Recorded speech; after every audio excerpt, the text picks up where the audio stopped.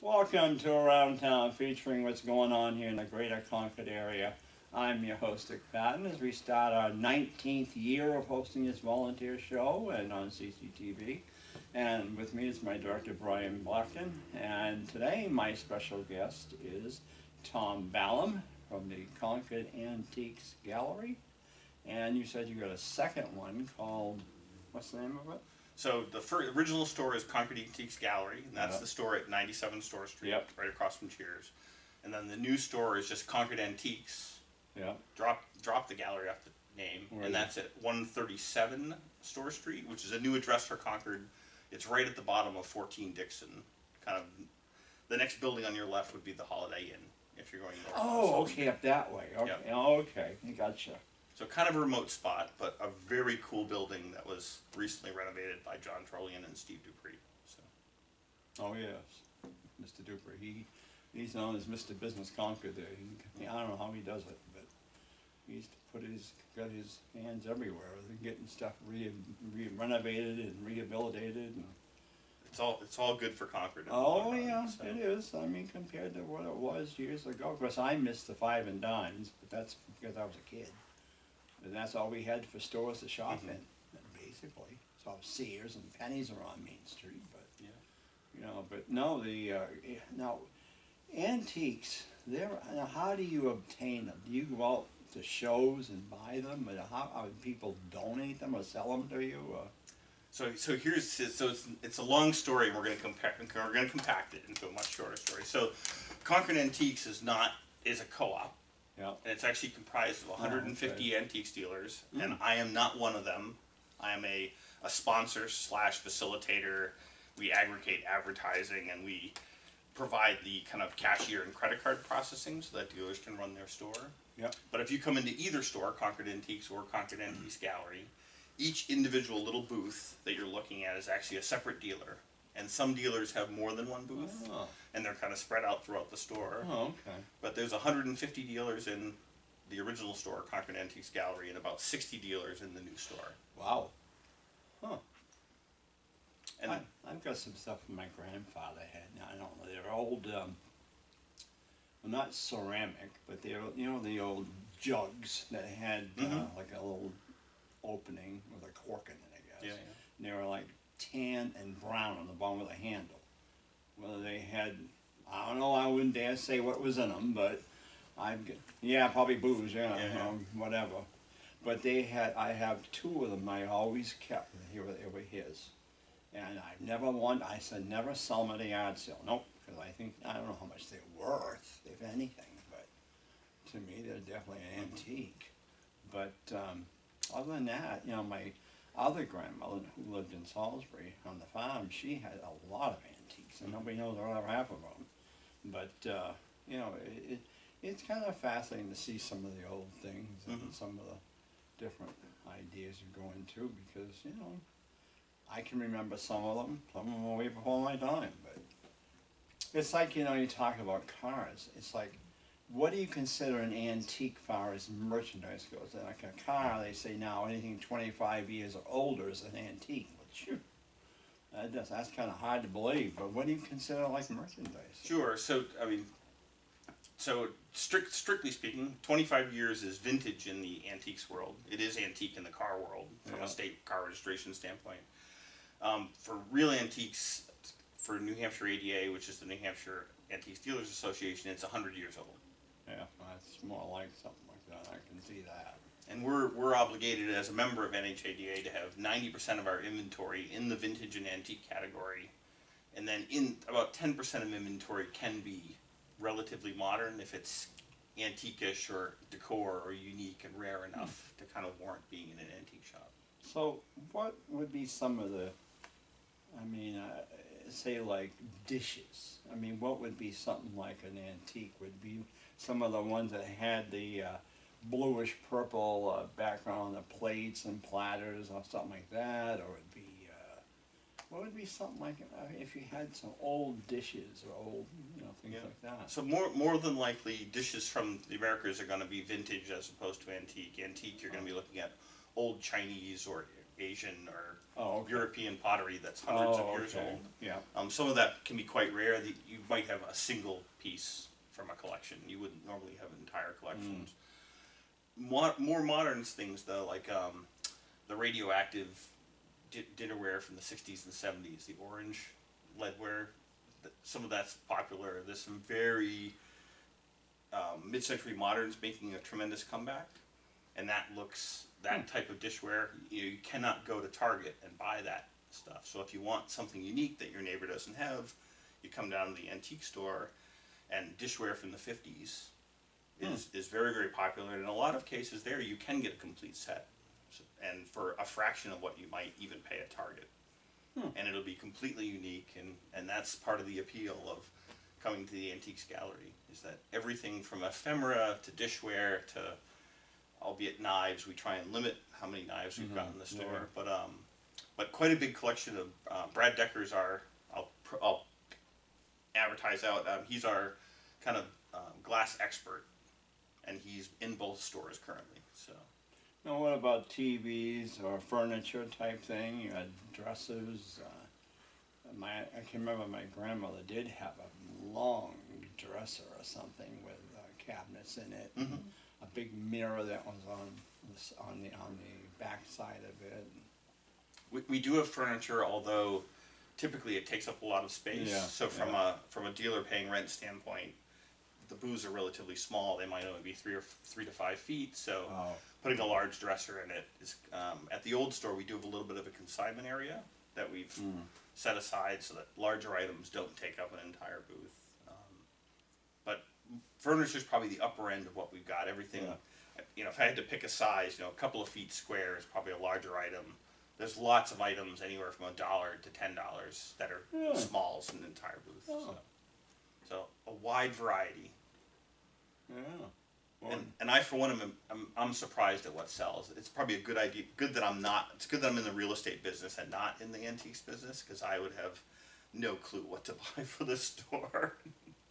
I wouldn't. I mean, I wouldn't even know what to look for in an antique. Whether you look on the back and look at to see if there's a date or a place or whatever that it was made. I wouldn't know. Or you feel a texture after I know. No, dealers become very specialized, so they know typically they'll specialize in one specific category or two, and they're experts in that field, and they'll go around scouring New Hampshire, Vermont, Maine, antiques auctions, yard sales, you name it, kind of looking for something that's unique in the store. Yeah. Now, what about radios? I mean, there used to be some old time radios, or not like a jukebox, but something like a record player type things. So old Victrola, the turntables with the speaker off them, those are actually, you see those come through the store quite often. You don't see many TVs, surprisingly. I've been in the store quite a bit, but radios are very popular. And in fact, there are, I'd say probably 30% of our buyers are local residents of Concord. Another 30% are tourists that just happen to be coming up from the north, the Lakes region, but the other third are professional dealers from New York and Pennsylvania and Connecticut, and they'll come up once a month in like American Pickers in a big van, and they'll come through the store very quickly, half an hour, 45 minutes, and just every radio in the store will disappear during one of those events. Oh my God! So it's not a matter of someone buying one; it's just they all disappear. We had someone come in for the old ice hooks that you'd pick up big blocks of ice. Oh yeah. And they said, "Do you have any?" It's like, "Oh yeah, we have here, and they piled them all up and took all of them. It's like, okay, now we have none. We got to start over. Wow. So. And there was also records, like the old 78s. Are those something that's antique? So the 78s are antique or becoming antique, but you probably won't sell a lot of them. Regular vinyl from the 60s and 70s is selling really, really well right now. Well, what was the difference between the 78s and the 33s? I never could figure that one out. So on a modern player, the big ones are 33, and that refers to the RPM, so 33 and a half or third revolutions per minute. Yeah. The little ones were 45s. Oh yeah. And the 78s are the older, faster spinning. So, and basically by slowing it down, by going to 33, you can get more music, an entire album, more detail onto an album. So. I remember my grandmother we lived with had a lot of 78s and couldn't figure exactly the difference between that and a 33. That shows exactly how old you are, Dick. It's a pleasure.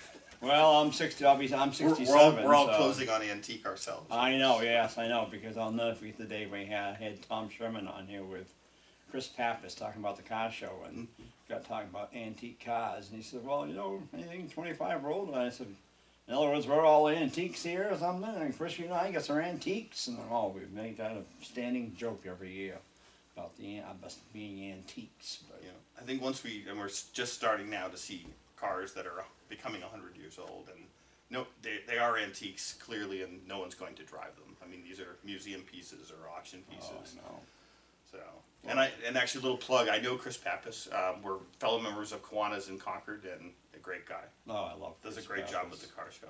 He and I have been, I think we're about the two of the oldest in Concord doing the same project for all these years, him and the car show and the fair, the spring fair, when it was called the trade fair, and then myself with the Christmas parade and the tree lighting and all that stuff. We just keep doing them, and you know, and luckily this year Brian stepped up to take over the parade, but there was some question if the Granger's even going to do it this year because it has gotten expensive.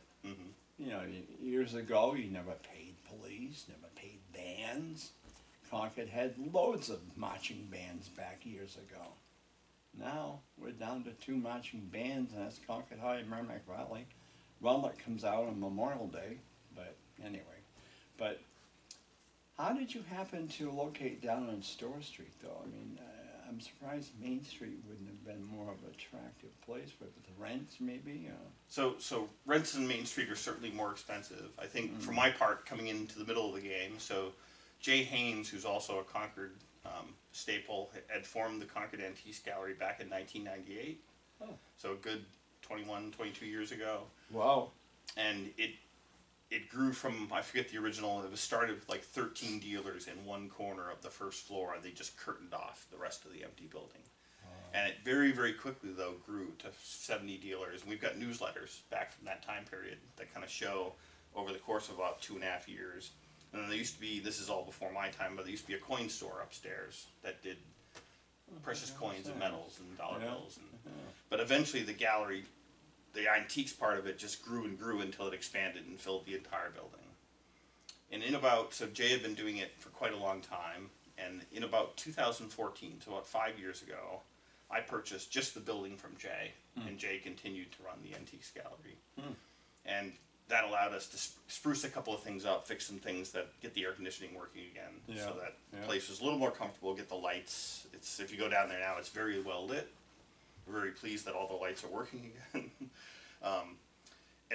So I had originally built the project in 2014 to actually tear the building down and redevelop a new building.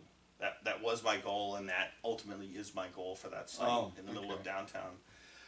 But after about 3 years of working with everybody, because I didn't own it, but I was there, so I got to kind of have the experience. About 2.5 years ago, I bought the business from Jay and said, okay, I'm going to make sure that it survives, that these 150 dealers, and a lot of them had their own stores for a long time, and it's not even the cost of finding inventory, if you're running a store, that means you're in there running the store, and you can't be out hitting 3 auctions and a garage sale if you're sitting in the store selling stuff. So the gallery model allows people to do what they do best, which is go out and find good inventory, and a small number of dealers within the store, about 15 or 20 people, they actually kind of run the store and work in exchange for a discount on rent. So it's a very co-op atmosphere. It actually runs itself. I just kind of stay out of it. But knowing that long term, downtown Concord will be developed. There's very little land downtown. A lot of it's tied up by very big players. We made a decision last year to open the new store at 137 Store Street, and we invested quite a bit with John and Steve in renovating the buildings, getting everything cleaned up, putting all the new fixtures in. So we didn't move anything from the old store. We just built everything new from scratch in the new store, including the very nice Concord Antiques neon sign that you can see from Loudon Road as you go across the bridge. And that was a subject of much debate, but we did finally get that approved, and looks very stylish in my opinion. Well, I'll have to look at that. I don't go downtown much at night anymore, but when I do, I'll have to look over that way. Please do. Yeah, Let because, me know what you think. I mean, I see the other one when I drive in the daytime down there on Store Street there by Cheers, but I didn't realize the other, because that must be near Concord Craft Brewing then, right? Even further down. So the legislative parking garage is between us, and so if you're on that side, you can't even see the building because of the legislative parking garage. Oh, so that's, okay, now I know. Okay. And the way the neon sign was made is it's actually white channel letters with red neon inside. But during the day, the neon, it looks bright at night, but during the day, the neon is so pale that it just looks like a white sign. It's very, Well, at one time, they were looking to develop Store Street like another Main Street, but that hasn't happened yet. There's the railroad tracks and. Yeah, eventually they will extend down to Constitution Avenue. I'm not sure what the time frame is for that Well, I work, hope but they there's do. lots of work to do. I hope they leave the railroad alone. I'm a heavy favorite of railroads and trains, and it bothers me that, we haven't had the passenger train up here for a while, or even the freight train, but. Yeah, I think that spur extends up to the Franklin Pierce Manse. And last time I was there, there was a tree growing up through the middle of the tracks. I can't imagine that spur is used very often now, but eventually, once you take that rail bed out, there's no putting it back. There's no doubt. So you gotta be. Well, the Dodos, and that's why I don't care if they like it or not. The Dodos took up the tracks there by the Concord Monitor Building up on Sewell's Falls Road, in between. But then this other outfit has come in and opened up a.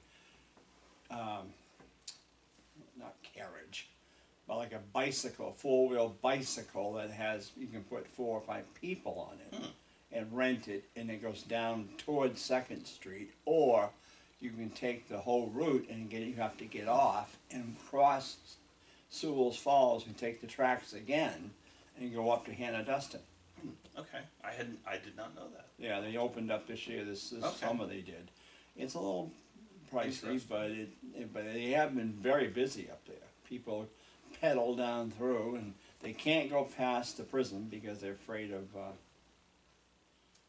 escape attempts. Well, yeah, or I was going to say, I'll try and be nice and think of the word, but the temptation. Okay. But still, I think it'd be interesting, and of course, I was on transportation at the legislature for several years, and Pan Am and I just did not like each other. And I told them so.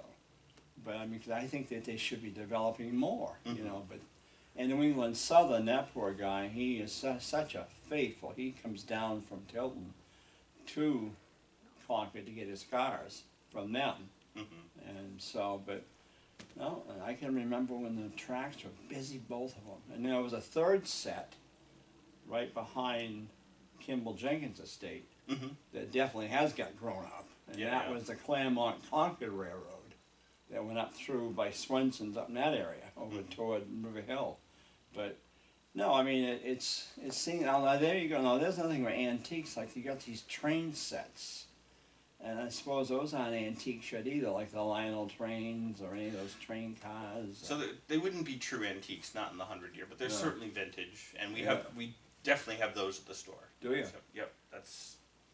There was a store on Main Street a few years ago that had a lot of that stuff, and then they went out of business. It was near the Christian Science reading room. I don't know if it's where Dos Amigos went into or whatever, but they had a lot of things like that. You know, old toys and things, or other decorations, like even holiday decorations. But I'm sure those aren't antiques. But there is a consignment shop on Main Street. Oh yes, I see that one. That's a newer one. Does kind of a lot more furniture than we do, and they're a great option for shopping for Christmas as well. Oh, I'm sure. But no, I mean, antiques. I mean, I think it's interesting because I like to see what you can find. But you got to be careful when you get at home because some kids come in over and they tell you, "Oh, I can play with this." No, don't touch. Yeah.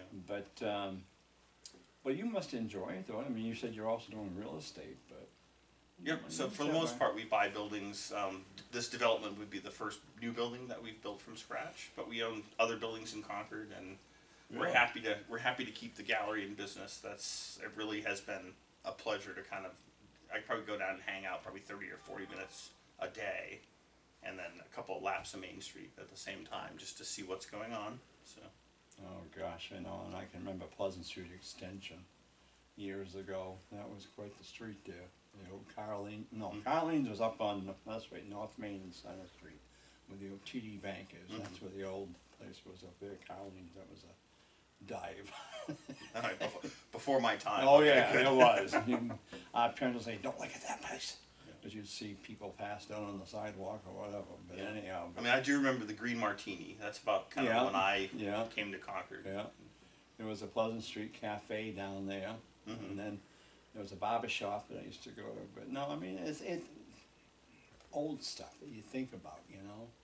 I mean, even holiday decorations. Concord used to have some beautiful decorations at Christmas.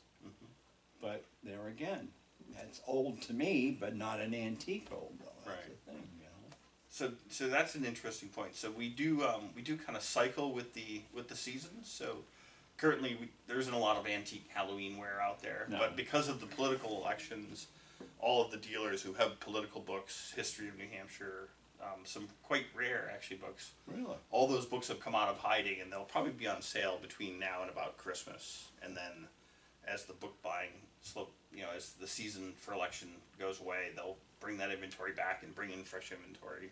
So it is quite. You can walk in the store and come back 8 days later, and it'll look completely different. About a book of Concord's history.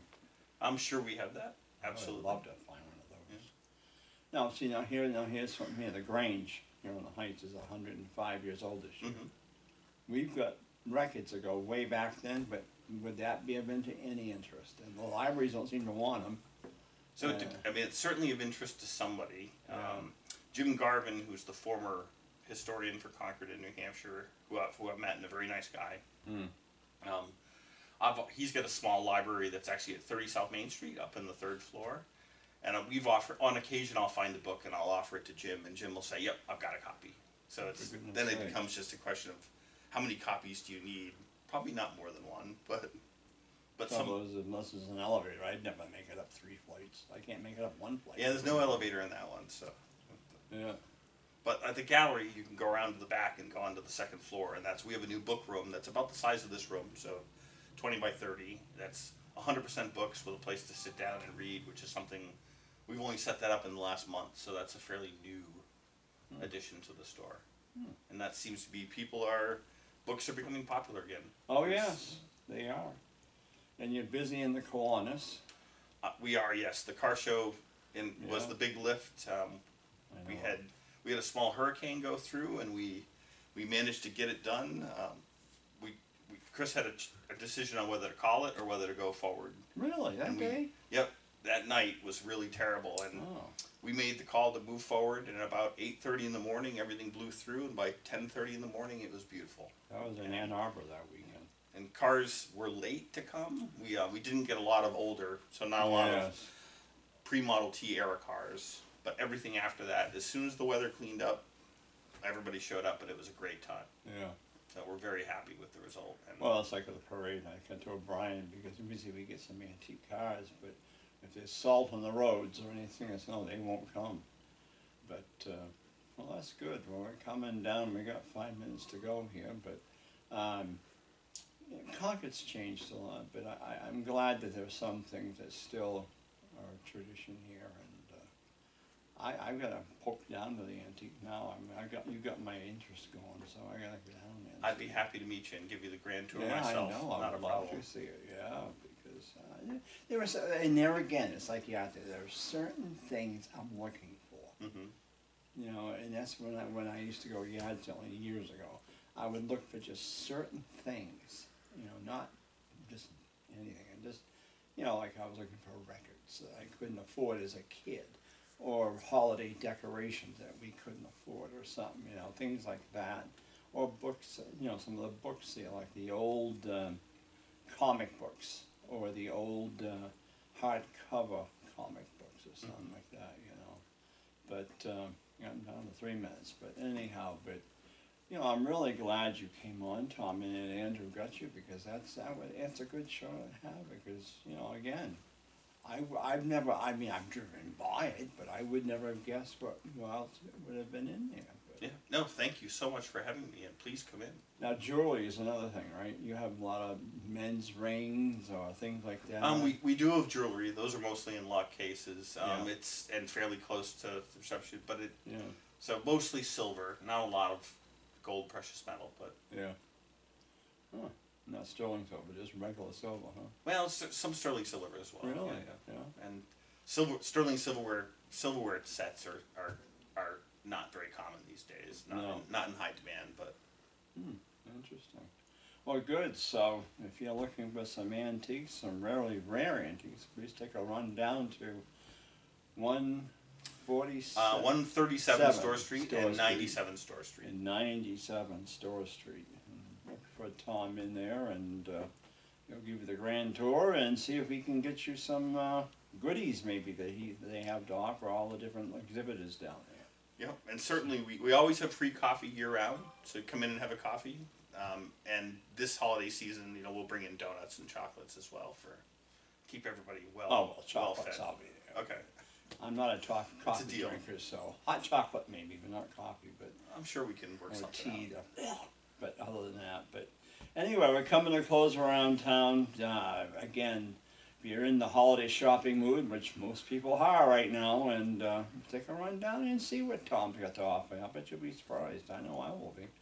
And with that in mind, thanks for joining us around town. And thanks to Brian Blackton, and we'll see you all soon on November 23rd at 9:30 for the 68th annual Concord Christmas Parade here on the Heights. And then November 29th, the day after Thanksgiving, by tradition, the Christmas tree lighting at the State House Plaza. Have a great day, go blue, and we'll see you all soon.